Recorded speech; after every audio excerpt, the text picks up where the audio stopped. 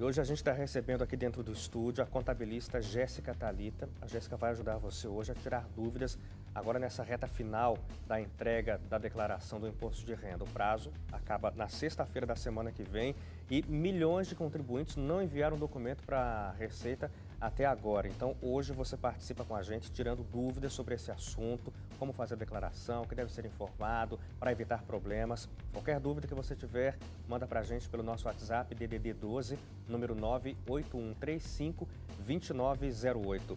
Jéssica, primeiro obrigado mais uma vez por participar com a gente aqui no Jornal. Boa noite, eu agradeço o convite, é um prazer estar aqui com vocês. A Jéssica já esteve aqui com a gente quando a declaração, quando o período foi aberto, né, em março, agora nessa reta final. Jéssica, a Receita acaba de atualizar, aí agora perto das 6 da tarde, que até agora 14 milhões de brasileiros enviaram a declaração. É praticamente a metade do que o fisco esperava. Isso, é um número pequeno, né, perto da expectativa da Receita Federal. Porém, a gente já sentiu no escritório a diferença da procura, né? É? Segunda-feira agora, que são o pessoal que agora começa a correr atrás, né? Agora o pessoal está mais preocupado. Agora fica. Agora, tem uma questão, Jéssica, você até falou com a gente aqui da outra vez, né? Que muitas pessoas ouvem dizer que é melhor enviar logo no começo, porque você vai receber primeiro, né? Nas primeiras restituições, são 7 lotes, né? Normalmente. Isso mesmo. No Esse primeiro é o número. lote é sempre para aqueles grupos prioritários primeiro, né? Olha, o primeiro lote são os aposentados, pessoas com deficiência, algum problema de saúde, né? Eles têm preferência no recebimento. E a partir do segundo, aí já é a fila, né? Que entra na fila de recebimento das declarações. E quem envia primeiro, recebe primeiro. Aí é pela ordem de Desde que a entrega. declaração esteja correta. Ah, verdade. Né? Porque existe essa possibilidade de a pessoa, até o último instante, fazer os reenvios, né? Enviou, percebeu que tinha uma coisa errada, manda de novo. Até quando dá para fazer essas correções? Isso. Na realidade, a retificação ela pode ser feita enquanto ela não for notificada pelo fisco, né? Você acompanha a sua declaração. Tem um aplicativo, você instala no celular esse aplicativo para ver como que está o procedimento. Se já estiver processada em fila de restituição, está ok. Ou pode aparecer pendência.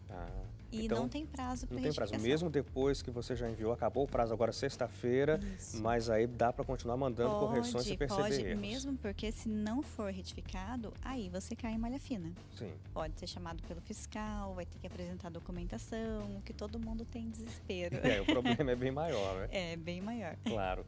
O Bruno César, que é de Jacareí, São Paulo, manda uma pergunta para a gente, Jéssica.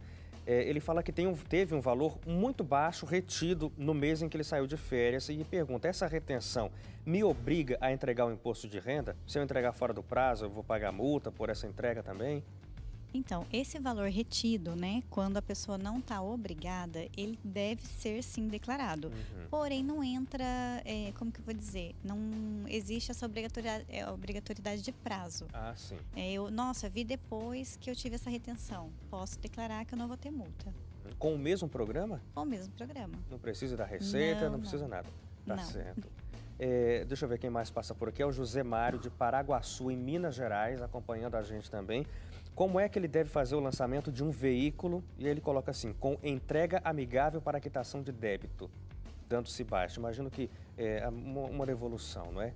Então, fez a compra do veículo, imagino que seja isso, não é uma entrega amigável. Quando você faz a compra, faz o financiamento, não consegue pagar e tem que fazer a devolução disso. Como é que isso vai entrar na declaração? Se isso ocorreu no ano de 2016, ele vai explicar o ocorrido na aba de bens que ele devolveu, né? Que acabou devolvendo para a financiadora e não vai declarar valor algum na situação de 31/12/2016. Nenhum valor fica zerado em 31 de dezembro de 2016. Isso mesmo. E vai ser dado baixa no bem. Tem muita gente com várias dúvidas aqui para poder se equilibrar aí com o fisco.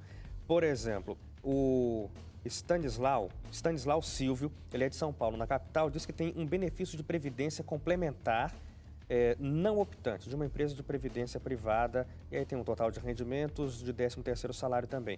Ele quer saber onde é que ele deve lançar lá no programa esses valores na declaração do imposto de renda. Houve de previdência complementar. Ah, previdência complementar. Sim.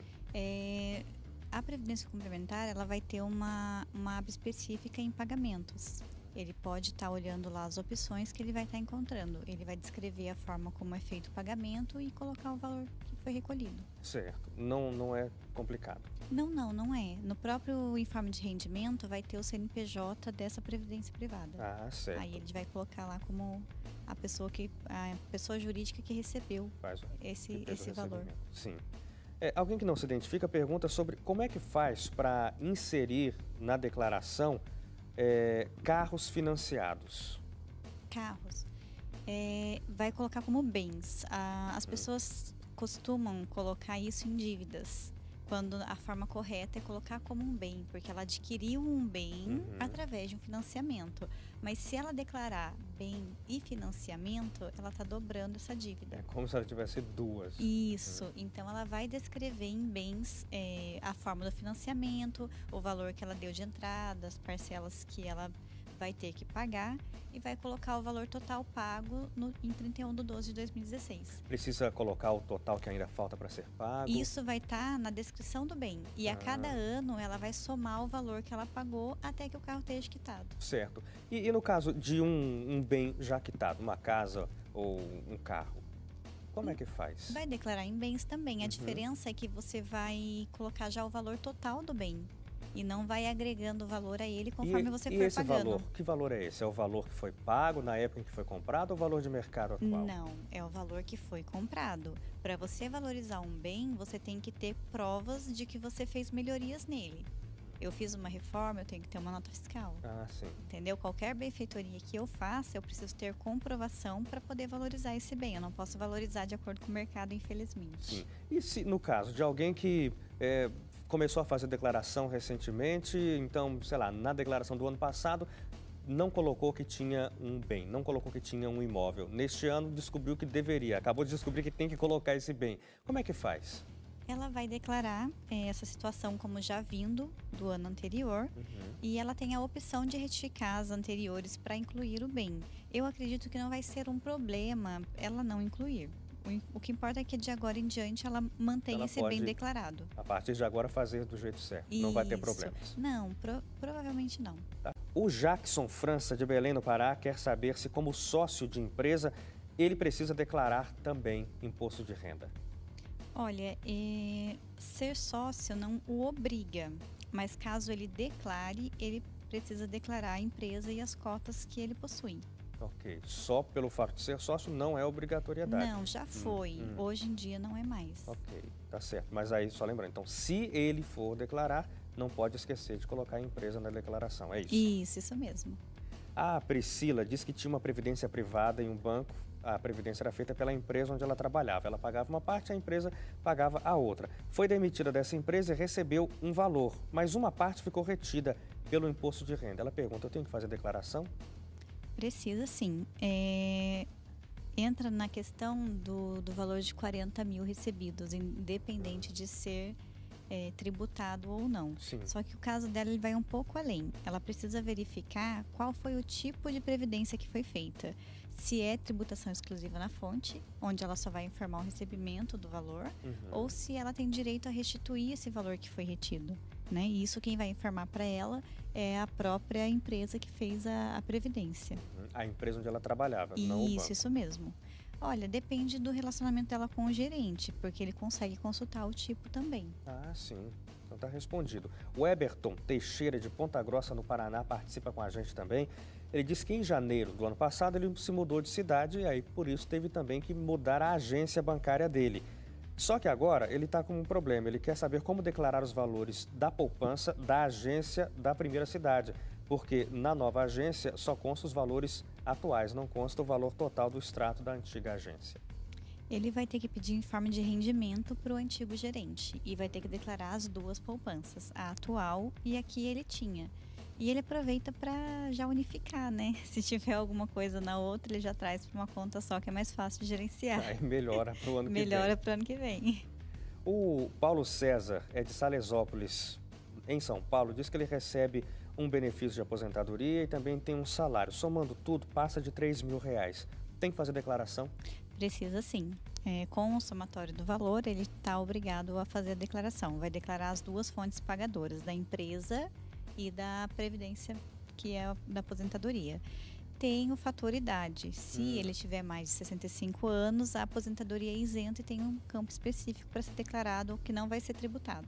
Se tiver mais de 65? Mais de 65 anos. Aí declara. Caso contrário, vai entrar como rendimento tributável. E em que lugar do programa vai se for separadamente, essa aposentadoria? Na aba de isentos. Ah, tá. Certo? Tem uma linha de aposentadoria para pessoas com mais de 65 anos. Ok. A Julie, de Belo Horizonte, disse que ela tem um plano de saúde com coparticipação com a empresa, né? A empresa onde trabalha. Ela disse que teve vários descontos ao longo do ano para esses pagamentos, mas no informe de rendimentos não há o valor descontado geral, o valor total descontado dela durante o ano. E ela pergunta o que dá para fazer. Ela precisa solicitar a correção desse informe de rendimento. E ela tem que observar qual era o tipo de recolhimento que ela fazia, o tipo do plano, se era coparticipativo. Isso vai influenciar na hora de fazer o informe de rendimento. O Evaldo Gomes, de São Mateus, no Espírito Santo, quer saber se dá para enviar a declaração com pendências agora, para não perder o prazo, e depois mandar uma correção. Ele fala isso porque ele diz que faltam ainda alguns documentos que só vão chegar para ele depois do prazo. Ele pode fazer isso sim. Ele declara, né, o informe de rendimento, que é importante, provavelmente ele já tenha, com todas as declarações que ele tem em mão. E depois, quando ele detectar, né, conseguir pegar esses documentos que estão faltando, ele retifica a declaração. É só enviar de novo. Isso. A Gessi não trabalha há 1 ano e meio, é vendedora ambulante, pergunta se é obrigada a declarar imposto de renda. Olha, provavelmente ela é autônoma. Ela não deve ter essa... Como que eu vou dizer? Não é oficial. Alguém não declara esse rendimento que ela recebe. Ela não é obrigada, fica facultativa. Ela tem que olhar a movimentação da conta dela, né? Ver qual está sendo o valor que está sendo movimentado e fazer a declaração. Claro. Aí a gente fala que é facultativo. Aí né? é facultativo. Isso. O Machado é de Cruzeiro, em São Paulo, quer saber se dá para abater na declaração deste ano as despesas médicas que ele teve em 2015, porque no ano passado, na declaração do ano passado, ele não fez essa declaração. Dá para fazer esse tipo de ajuste retroativo? Infelizmente não. É pelo ano calendário mesmo. Ele não vai poder declarar. Perdeu, não dá mais. O Pedro Rodrigues de Brasília quer saber se ele pode ter o reembolso de internações, cirurgias e consultas no imposto de renda, sendo que foram gastos que ele teve particulares, que não foram cobertos pelo convênio. Ele vai declarar essas despesas desde que ele tenha os recibos e ele vai abater, por exemplo, de algum imposto que ele tenha a pagar. Receber de volta esse valor ele não vai, né? Se eu tenho um valor, digamos que ele tem uma receita alta que daria um imposto a pagar, essas despesas abatem esse valor que ele teria que pagar, mas assim, ter direito de receber alguma coisa por conta disso, não. Isso é mais ou menos o que acontece também com a declaração de gastos com educação?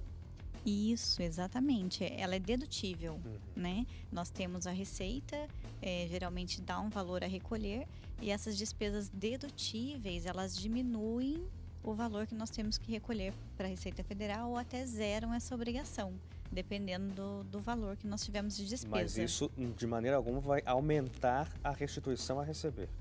Não, a não ser que você tenha esse valor retido. Eu tenho um exemplo, eu tenho R$500 a receber. Se eu declaro um dependente, eu vou restituir 250. Aí eu declaro a escola desse dependente, aí eu consigo receber os 500. Mas eu não vou receber algo que não foi retido. Ok. Independente do valor da despesa que eu tiver. Só se recebe de volta que ficou retido. Quer Exatamente. dizer, é aquilo que o governo teria cobrado a mais. Isso é a restituição. Exatamente. Muito bem. Olha, tem muitas perguntas chegando aqui. Infelizmente, o tempo é curto para tanta dúvida, mas o bom é que o programa é autoexplicativo, não é tão complicado assim, né? Isso, ele está bem simples esse ano. O fato de estar no celular, qualquer smartphone, está facilitando. O envio também está mais simplificado. E tem bastante informação também na internet, né? Tá certo. Jéssica, eu agradeço pela sua participação mais uma vez. Eu agradeço também o convite. Muito obrigada.